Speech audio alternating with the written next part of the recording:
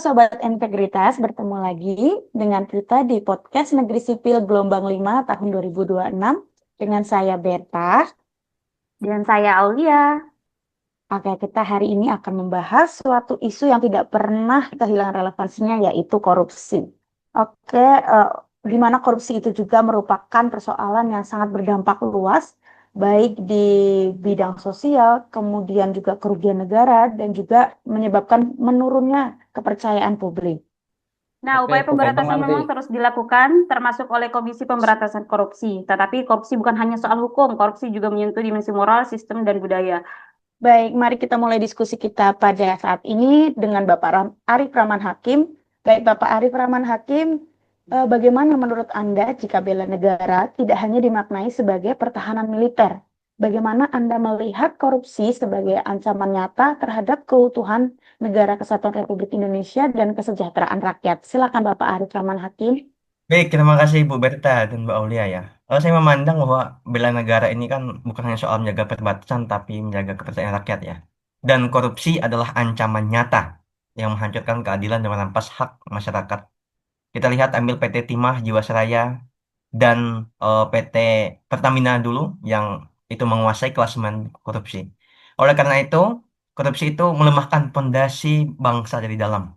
Dan Prof. Mahfud pernah mengatakan kalau saja SDA itu tidak dikorupsi, kita Indonesia itu tiap kakak bisa mendapatkan 20 juta per bulan. Tapi faktanya kita nilai sendiri.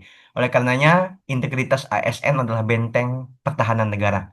Setiap keputusan yang jujur, setiap tugas yang dijalankan harus secara akuntabel dan wujud bela negara. Oleh karenanya, sebagai dosen, tentu kita memiliki tanggung jawab moral untuk menanamkan nilai integritas dan anti korupsi untuk generasi muda. Mungkin itu pendapat saya, Bu Berta. Demikian. Baik, sangat menarik jawaban dari Pak Arief, di mana saya memiliki pendapat yang sama nih, bahwa integritas ASN adalah benteng pertahanan negara ya. Dan sebagai dosen sendiri, bagaimana kita bisa menjadi seorang seorang pengajar, bukan hanya sekedar ilmu saja, tetapi bagaimana kita menumbuhkan kesadaran individu itu sendiri terkait dengan pentingnya integritas. Betul sekali, Ibu Aulia. Tadi seperti yang telah disampaikan Bapak Arief ya, bahwa ternyata tindakan korupsi itu juga bisa mengakibatkan kerugian negara. Nah, saat ini kita juga bisa beralih kepada Saudari Gina. Bagaimana menurut Ibu Gina, jika kerugian negara sangat besar akibat korupsi sumber daya alamnya, kemudian apakah hal tersebut dapat dikategorikan sebagai ancaman non-militer terhadap kedaulatan negara? Silakan Ibu Gina. Ya, benar ya, Mbak Berta. Jadi, ancaman terhadap kedaulatan negara itu tidak hanya berupa militer, tetapi juga non-militer. Nah, kalau ancaman untuk negara berupa non-militer, itu sepakat ya, korupsi. Mengapa korupsi? Karena korupsi itu merugikan negara. Ketika sesuatu merugikan negara, maka rakyat itu kan cenderung tidak sejahtera. Maka itu merugikan negara. Terima kasih. Luar Jadi biasa, Ibu jelas ya. Aulia ya. Ya, Iya. jadi jelas ya bahwa korupsi bukan sekedar angka kerugian negara. Iya, dari Mbak Duratul Gina, tetapi juga ancaman sistematik yang menggerogoti kedaulatan, merusak kepercayaan publik. Nah, untuk menjawab itu, kita akan memperdalam materinya lagi. Kita akan bertanya ke narasumber selanjutnya, yaitu ke Bapak Saudara Sauki. Silakan Bapak Sauki, di saat ini kan Bapak Sauki Untuk di era digital ya. Anda. Silakan Bapak. Oke, saya melihat semakin tahun kan perekonomian negara tumbuh tuh, inflasi juga mengikuti di situ. GDP naik, itu dipengaruhi oleh inflasi dan apesnya nih, apesnya korupsi juga naik gitu. Jadi dari tahun ke tahun itu nilai korupsi yang terungkap itu semakin besar, makin besar. Hampir dulu tuh paling mentok kan miliaran ya, sekarang udah menyentuh angka triliun. Dan triliunnya tuh nggak main-main, bisa 10 triliun, 24 triliun. Nah, ini yang dikhawatirkan menjadi normalisasi atau juga rasionalisasi terhadap korupsi-korupsi mungil seperti ratusan ribu atau jutaan lah, jutaan nggak sampai 100 juta gitu. Asumsinya gini, ketika kasus korupsi yang terbongkar di media itu sudah mencapai triliunan, itu bisa menjadi pembelaan bahwa bagi karyawan macam apapun lah, itu kalau dia maling 500 ribu, itu tuh terasa receh dan terasa biasa saja. Padahal faktanya ya kita mau nyari duit halal 5 juta aja itu tuh setengah mati.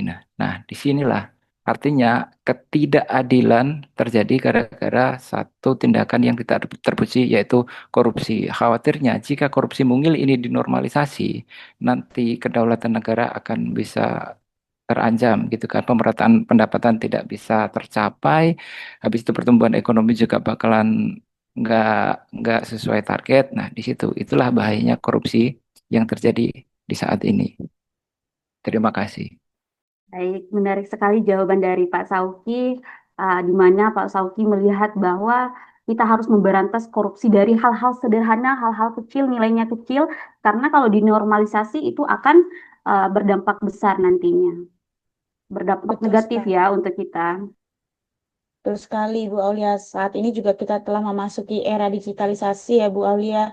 Eh, Mari kita beralih ke Bapak Patriano. Dalam pendekatan secara digitalisasi, Bapak Patriano, pelayanan publik ini bagaimana sih Bapak, menurut Bapak, cara mengurangi korupsi? Silakan Bapak Patriano. Baik, terima kasih. Secara teori, ya mampu. Tapi kita lihat di Indonesia bahwa digitalisasi pelayanan publik merupakan instrumen ganda yang secara faktual mampu mereduksi praktik korupsi retail melalui eliminasi interaksi tatap muka. Sebagaimana dibuktikan oleh Transpeka menyelamatkan potensi kerugian negara hingga 10 triliun melalui pembenahan data bansos berbasis NIK. Namun, kita lihat nyatanya, realita di lapangan menunjukkan anomali tajam, di mana teknologi kerap menjadi selubung digital bagi korupsi sistemik yang berevolusi. Hal ini tercermin dari fluktuasi tajam Indeks Persepsi Korupsi atau IPK Indonesia yang dalam beberapa tahun terakhir sulit menembus angka 40. Oleh karena itu, digitalisasi bukan sekedar tentang aplikasi, melainkan tentang transparansi radikal melalui platform seperti Open Tender, Net, dan standar CDS. Karena tanpa penegakan hukum yang konsisten, teknologi secanggih apapun hanya akan mempercepat transaksi ilegal yang tersembunyi di balik labirin birokrasi digital. Terima kasih. Oke, terima kasih Bapak Patriano. Yang saya tangkap yaitu sistem yang baik tetap membutuhkan generasi yang sadar integritas serta peraturan atau perundang-undangan ya. Jadi karena itu kita beralih nih ke narasumber selanjutnya yaitu ada Ibu Dana di sini. Ibu Dana, menurut Ibu terkait dengan perampasan aset dapat menjamin asas kepastian hukum, khususnya kepastian waktu, proses penyitaan dan persidangan agar tidak menimbulkan stagnisasi hukum seperti yang dikhawatirkan oleh masyarakat. Ya, baik, Silakan, Mbak. Mbak. Ya. Tadi kan dikatakan bahwa korupsi itu dari yang kecil sampai yang besar. Nah, maka perlu adanya rancangan undang-undang perampasan aset. Nah, ini digunakan untuk mempercepat pemulihan kerugian negara dari tindak pidana korupsi. Nah, supaya rancangan ini dapat menjamin kepastian hukum, maka harus ada prosedur-prosedur yang harus dilakukan, seperti harus ada batas waktu tegas dan terukur di setiap proses tahapannya. Dan untuk mencegah terjadinya penyelewengan, maka penyitaan itu wajib harus mendapat izin dari pengadilan dan menyediakan mekanisme keberatan atau pra-peradilan. Nah, untuk menghindari stagnasi, maka aset yang dapat dikelola, yang sudah disita itu dapat dikelola oleh sementara oleh negara dan harus secara transparan. Gitu Mbak Aulia, Mbak Berta. Terima kasih. Baik, terima kasih, Mbak. Sangat Terima menarik ya, Mbak kasih, Berta. Dana. Iya, menarik sekali. Ternyata sangat apa namanya memiliki efektivitas juga ya peraturan-peraturan yang sudah ada sebetulnya tentang perampasan aset, kemudian tadi digitalisasi ya. Semuanya itu ternyata tetap harus seimbang agar tujuan pemberantasan korupsi itu tetap selaras dengan prinsipnya. Benar sekali, Ibu Berta. Namun selain dari sisi peraturan nih, tentu ada tindakan dan kebijakan yang perlu diperkuat. Kita akan beralih ke narasumber Pak Heru di sini. Ada Pak Heru. Menurut Pak Heru, bagaimana wujud tindakan atau sikap bela negara nih kita sebagai seorang ASN dalam menghadapi korupsi di kehidupan sehari-hari? Baik, terima kasih Bu Aulia. Adapun wujud tindakan atau sikap bela negara untuk menghadapi korupsi dalam kehidupan sehari-hari, yaitu kalau dari pribadi saya sendiri adalah menjadi seorang role model, seorang dosen yang teladan bagi mahasiswa saya di kampus. Karena seperti yang kita tahu ya, sebagai sesama dosen, kalau mahasiswa itu lebih melihat bagaimana tindakan kita dibandingkan apa yang kita ucapkan. Seperti istilah kan ya, ada tong kosong nyaring bunyinya. Jadi ibarat kita cuma berkata-kata aja tapi tidak disertai tindakan adalah sebuah kesia-siaan di mata mahasiswa. Nah, adapun tindakan saya sebagai role model itu salah satunya adalah sebagai seseorang yang paling anti dengan yang namanya menjual buku, apalagi sampai menjual nilai kepada mahasiswa. Dengan jaminan mendapatkan nilai yang bagus, sehingga nilai mahasiswa nantinya akan menjadi tidak objektif dan transparan. Karena bagi saya sendiri, hal yang demikian itu akan melahirkan generasi yang lemah dengan mental senang menjonggok jika menghadapi suatu masalah. Bahkan yang saya takutkan ke depannya akan menjadi sikap yang akan menormalisasi perilaku menyuap dan korupsi di kemudian hari. Lalu mental tersebut akan diteruskan kembali kepada generasi anak cucunya. Kan berbahaya untuk negara kita ke depannya. Jadi perlu adanya pendidikan sikap ketahanan terhadap budaya korupsi di lingkungan kampus. Ya, sebagai seorang dosen saya juga sangat mengharapkan sih bahwa sikap anti korupsi itu harusnya ditanamkan di seluruh tenaga pendidik bahkan sejak dini. Jangan hanya di perguruan tinggi saja sih. Dengan demikian, ke depannya visi besar negara kita yaitu terwujudnya generasi 2045 bisa terwujud. Sebenarnya banyak hal sih yang ingin saya sampaikan, tapi saya kira itu saja sih yang paling penting, Bu Saudari Aulia. Terima kasih. Oke, menarik sekali ya dari Pak Heru. Artinya bela negara sebagai ASN tidak selalu diwujudkan dalam tindakan besar, tapi justru dimulai dari integritas dalam hal-hal sederhana. Oke, selanjutnya kita akan ngobrol dengan narasumber. Mbak Berta, silakan.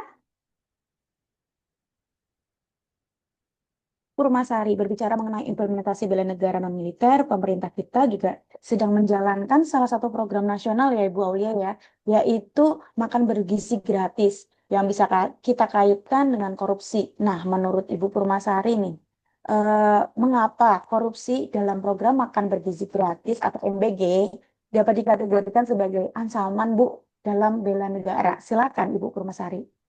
Terima kasih ya Bu Berta atas pertanyaannya. Karena korupsi dalam program MBG ini dapat merugikan generasi muda yang seharusnya itu mendapatkan asupan gizi yang baik untuk tumbuh dan belajar. Jika anggarannya saja disalahgunakan, maka tujuan dari MBG ini yang untuk meningkatkan kualitas sumber daya manusia itu tidak akan tercapai. Hal ini dapat melemahkan ketahanan nasional, menurunkan kepercayaan masyarakat kepada pemerintah, dan merusak nilai kejujuran serta tanggung jawab. Karena itu, korupsi dalam MBG bukan hanya masalah hukum, tetapi juga ancaman terhadap masa depan dan kekuatan bangsa. Baik, terima kasih Ibu Purmasari. Yang saya tangkap di sini bahwa korupsi dalam MBG itu akan merusak generasi bangsa ya. Karena MBG sasarannya kepada anak-anak, di mana anak-anak ini sebagai generasi bangsa, ketika generasi bangsa hak-haknya tidak terpenuhi, maka kita untuk mencapai Indonesia emas di 2045 tidak akan bisa dilakukan. Baik, Mbak Berta, silakan. Iya, betul sekali Ibu Aulia. Sebagai penutup pada podcast Negeri Sipil kali ini, kita mari mendengarkan juga menurut Bapak Fadli tentang gagasan kebijakan konkret dari pemerintahan kita supaya bisa menjaga atau menanggulangi korupsi. Silakan Bapak Fadli. Oke, terima kasih Ibu Berta dan Ibu Aulia. Jadi jika saya diberi kesempatan untuk merancang satu kebijakan prioritas untuk menekan angka korupsi, saya akan mendorong kebijakan sistem integrasi transparansi keuangan nasional atau keuangan publik berbasis digital dan real time yang terhubung dari tahap perencanaan, penganggaran, pengadaan hingga pelaporan. Alasannya sederhana. Korupsi sering terjadi karena adanya celah di sistem. Selanjutnya lemahnya di transparansi dan minimnya kontrol dari publik. Nah, dengan sistem digital yang transparan dan dapat diakses oleh publik, ruang manipulasi akan semakin sempit. Selain itu, pendekatan ini juga lebih berkelanjutan karena membangun budaya akuntabilitas, bukan hanya efek jera saat melalui hukum atau hukuman. Terima kasih. Terima kasih Bapak Fadli. Gagasannya yang sangat reflektif ini menunjukkan bahwa pemberantasan korupsi membutuhkan kolaborasi ya Pak ya, bukan saja melalui sistem yang kuat, tapi juga penegakan hukum yang tegas dan budaya integritas yang hidup di masyarakat. Baik, itu tadi paparan dari beberapa narasumber kita pada hari ini terkait dengan topik korupsi ya. Dan beberapa pertanyaan yang sudah kita ajukan mewakili pertanyaan dari masyarakat awam di luar sana. Terima kasih kepada seluruh narasumber atas pandangan yang kaya akan perspektif yang mendalam ini. Semoga Betul, diskusi semoga ini mengingatkan kita bahwa pemberantasan korupsi bukan hanya tanggung jawab lembaga seperti komisi apa, Mbak Berta? KPK, Komisi Pemberantasan Korupsi, Ya, tetapi tetapi juga tanggung jawab kita sebagai warga negara. baik, mari kita menjadi bagian dari solusi. Sampai jumpa di episode selanjutnya. Terima Sampai jumpa. kasih. Terima kasih, Bapak Ibu.